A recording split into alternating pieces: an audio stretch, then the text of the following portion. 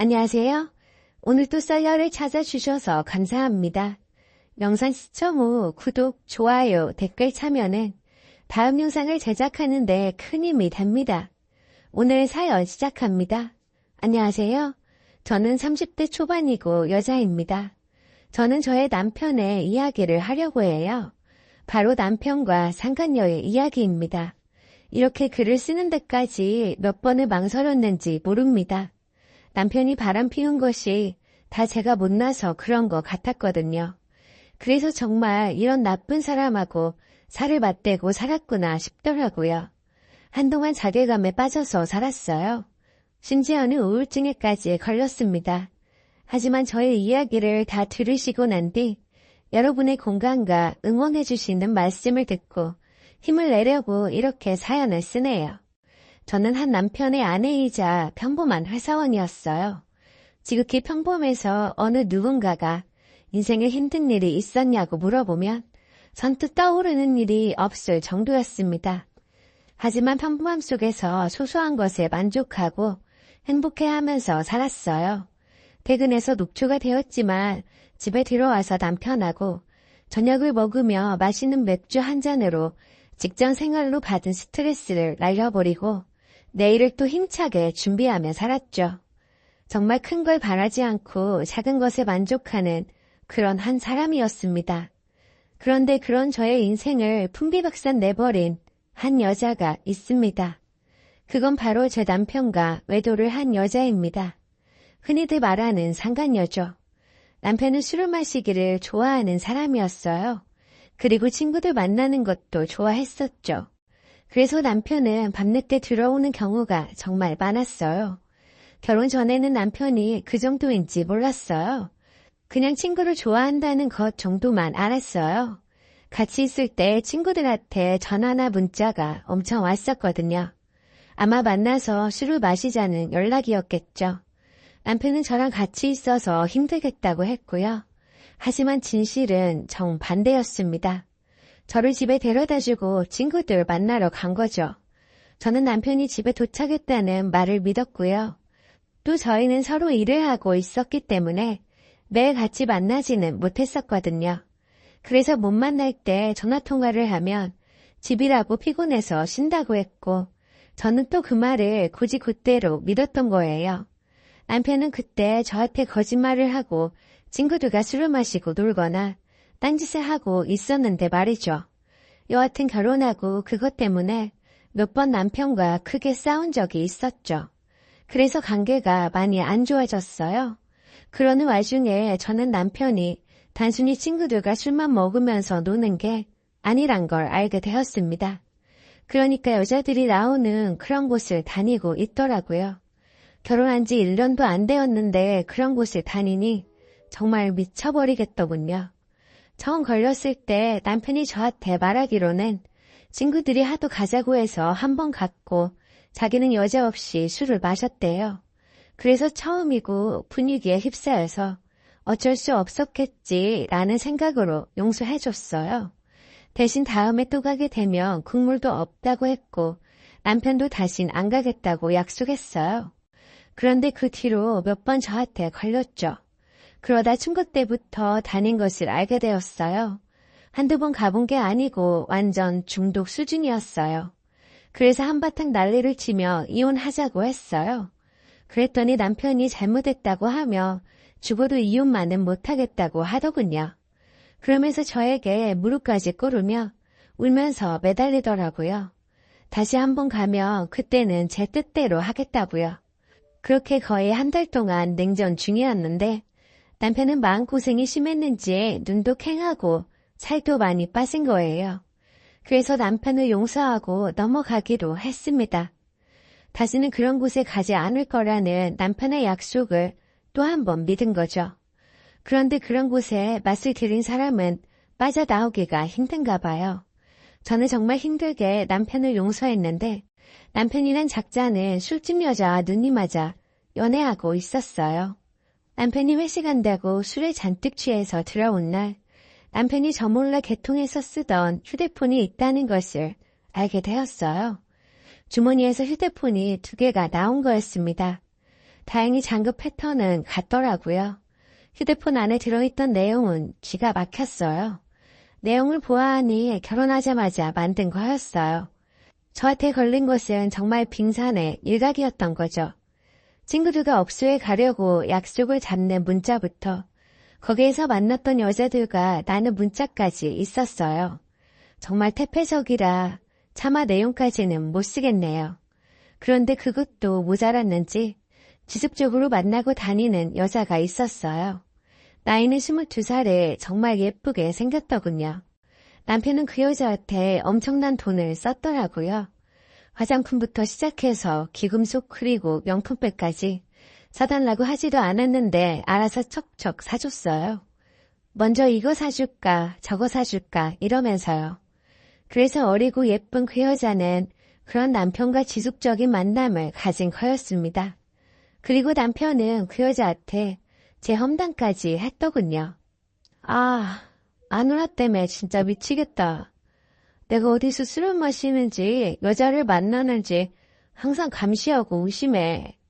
내가 아니라고 해도 믿지 않고 고집이 장난이 아니야. 얼른 빨리 이혼해버리고 우리 이쁜이랑 결혼해야겠어. 내가 얼마나 이쁜이 사랑하는지 알지? 조금만 기다려. 알겠지? 응, 당연히 잘 알지. 그러게 왜 그런 여자랑 결혼을 했어? 지 잘난 맛에 사는 별 볼 일 없는 여자 같은데. 빨리 이혼하고 나랑 살아. 내가 오빠 많이 사랑해줄게. 저는 손이 부들부들 떨렸어요. 자고 있는 남편의 얼굴을 주먹으로 내리쳤고 집에서 쫓아냈습니다. 자다가 놀라서 깬 남편은 속옷만 입은 채로 쫓겨난 거죠. 남편은 현관문을 쾅쾅 두들기고 난리를 치더군요. 그래서 네가 지금까지 한 짓거리 다 알고 있으니 당장 꺼지라고 했어요. 그랬더니 남편은 미안하다고도 하지 않더군요. 그래, 이혼하자. 나도 너 같은 여자랑 참고 살기 싫다. 너처럼 독하고 억센 여자는 처음 본다. 너랑 결혼한 내가 바보다. 여자가 되어가지고 관리도 하지 않고 돼지처럼 살이나 지릿기를 떠서 여자로서 매력도 하나 없는 여자를 데리고 살아줬으면 고마운지 알아야지 라고 하면서 저한테 쌍욕을 하더라고요. 그 말을 듣는데 치욕스러워서 눈물이 났어요. 제가 조금만 먹어도 살이 찌는 체질이라 먹고 싶은 건 많아도 꾹 참고 관리를 했었거든요. 그런데 결혼하고 나서 남편 때문에 스트레스 받아서 폭식했더니 살이 좀 쪘거든요. 진짜 내가 누구 때문에 이렇게 살이 찐 건데 그것을 약점 잡아서 공격하다니 어이가 없었죠. 그런데 진짜 큰일은 지금부터예요. 저는 그 상간녀를 만났습니다. 그 여자가 일하는 업소로 찾아갔어요. 그리고 옥상으로 가서 이야기하게 되었어요. 만나자마자 저는 단도직입적으로 상간녀 소송을 할 거라고 했어요. 너는 아직 어려서 뭘 모르나 본데 가정 있는 남자와 그런 짓거리를 하고도 괜찮을 줄 알았냐고 했어요.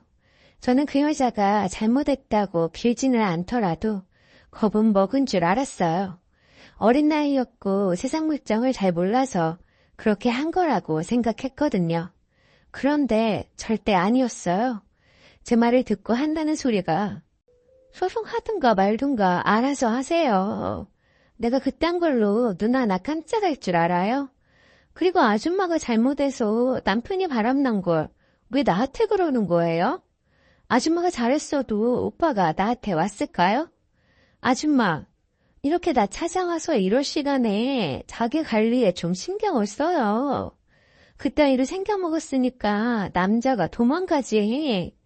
이렇게 받아치는데 정말 화가 나더군요. 그래서 너같이 몸을 함부로 굴리던 애가 어디서 그딴 소리를 하냐고 했죠. 나이도 어린 게 발라당 까져가지고 돈이 필요하면 일을 해서 정당하게 벌어야지. 그렇게 남자 꼬셔서 돈 뜯어내는 게 잘하는 짓이냐고 했어요.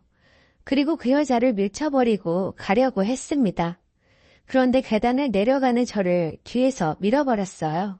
그 바람에 저는 계단에서 구르면서 머리를 찧었고 그 자리에서 바로 의식을 잃고 쓰러졌습니다.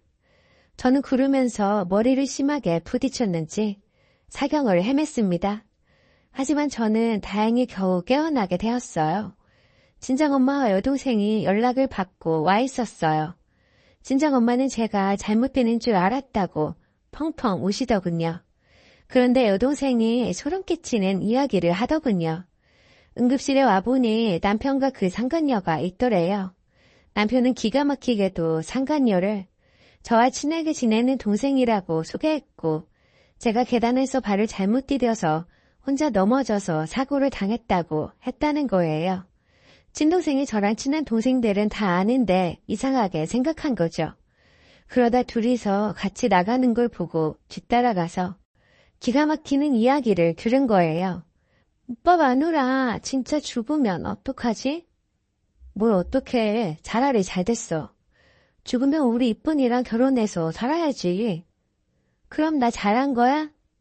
그러게 멍청하게 나 건드리긴 왜 건드려? 난 잘못 없어. 오빠 마누라가 잘못한 거지. 그러게 우리 이쁜이는 잘못한 거 하나 없어. 다 저 돼지 같은 마누라가 자초한 거지. 그러니까 절대 걱정할 필요 없어.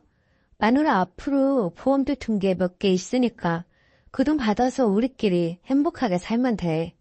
그러면서 휴대폰으로 검색을 하더래요. 남편은 그 여자한테 휴대폰을 보여주며 이거 보라며 계단에서 실수로 넘어져도 보험금이 나온다고 했고 그 여자는 그 돈으로 자기 가방 사주라는 말을 했다더군요. 남편은 그 돈으로 차를 바꿔야겠다고 하고요. 동생은 그 이야기를 듣고 바로 경찰에 신고했대요. 그 여자가 언니를 죽이려고 계단에서 밀었다고요. 경찰이 왔고 남편과 그 여자는 절대 안 그랬다고 이건 모함이라고 했다더군요. 그래서 동생이 자기가 똑똑히 들었다고 했고 그리고 둘이서 휴대폰으로 언니가 죽으면 보험금 타는 것을 검색하더라고 했대요. 동생의 말엔 신빙성이 있다고 생각하셨는지 경찰관 분들이 두 사람을 데려갔다더군요. 저는 의식이 없으니 어떠한 진술도 못했고요. 제가 깨어나자 동생이 경찰서에 연락했고 경찰분들이 다시 오셨어요. 그래서 그 여자가 저를 밀었다고 진술했습니다. 경찰분들은 두 사람의 휴대폰을 조사하셨다더군요. 그래서 동생의 진술대로 남편의 휴대폰에서는 계단에서 넘어진 사고로 보험금 수령을 검색한 것이 나왔고요. 그 여자는 제가 의식이 없는 걸 보고 남편에게 전화를 걸었는데 받지 않자 자기가 저를 계단에서 밀었는데 깨어나질 않는다고 문자를 한 것이 들통이 난 거예요. 저는 계단에서 구르면서 크게 잘못될 뻔했다고 운이 좋았다고 의사 선생님이 그러시더군요. 그렇게 저는 정말 죽다 살아났어요. 저는 며칠 뒤에 두 발로 걸어서 멀쩡히 퇴원했어요. 하지만 그것들 때문에 죽을 뻔까지 했으니 도저히 가만히 있을 수 없었습니다. 먼저 시댁에 찾아가서 시부모님께 다 말했어요. 시어머니는 본인 아들은 그럴 리 없다고 방방 뛰더라고요. 남편의 비밀 휴대폰을 보여주자 아무 소리 못하더군요. 그리고 남편의 회사 게시판에 이 모든 사실을 올렸어요. 남편이 상간녀와 어떤 짓을 했고 제가 죽으면 보험금을 타려고 했다는 것까지 다 까발려 버렸습니다. 남편은 네가 그럴 줄을 정말 몰랐다고 회사에 전부 알려줘서 어떻게 다니냐고 너무한 거 아니냐고 하더라고요. 저는 너는 나 죽으면 보험금 타서 그 여자와 잘 먹고 잘 살려고 하지 않았냐고 너는 그런 짓거리까지 한 주제에 사실을 폭로한 내가 잘못했다고 생각하냐고 했죠. 이혼소송에 상간녀 소송 그리고 저 다친 것까지 고소를 했습니다. 저는 위자료를 받고 이혼을 했어요. 남편은 결국 회사에서 잘리고 말았죠. 그리고 그 상간녀는 징역형을 받았어요. 몇 달 전에 손님하고 싸워서 때렸는데 그때 집행유예를 받은 상태였던 거죠. 그렇게 모든 것이 정리되었습니다. 복수를 한다고 했는데 기분이 좀 그러네요. 다 끝나고 개운할 줄 알았는데 아니더군요. 분명 남편이 나쁜 사람이라 이렇게 된 거라는 것을 잘 알겠는데 저한테 무슨 잘못이 있는 것은 아닌가 라는 생각에 빠져 살았어요. 자괴감에 빠져서 일상생활이 힘들더라고요. 심한 우울증에 빠져 정신과 치료도 받았어요. 다행히 지금은 많이 괜찮아졌어요. 남편이 바람피운 상간녀 때문에 이혼한 것뿐만 아니라 죽을 뻔했으니까 아마 평생 동안 잊을 수 없을 거예요. 그래도 이렇게 크게 안 다치고 멀쩡하니 천만다행이라고 생각해야죠. 정말 머리를 조금만 더 심하게 다쳤으면 지금 제가 어떤 상태일지 모르겠네요. 상상만 해도 끔찍합니다. 여러분이 보시기에는 어떤가요? 남편과 상간녀는 정말 나쁜 사람이 맞는 거죠? 소중한 의견 댓글로 남겨주시면 하나하나 전부 읽어보겠습니다. 긴 이야기 들어주셔서 감사드립니다.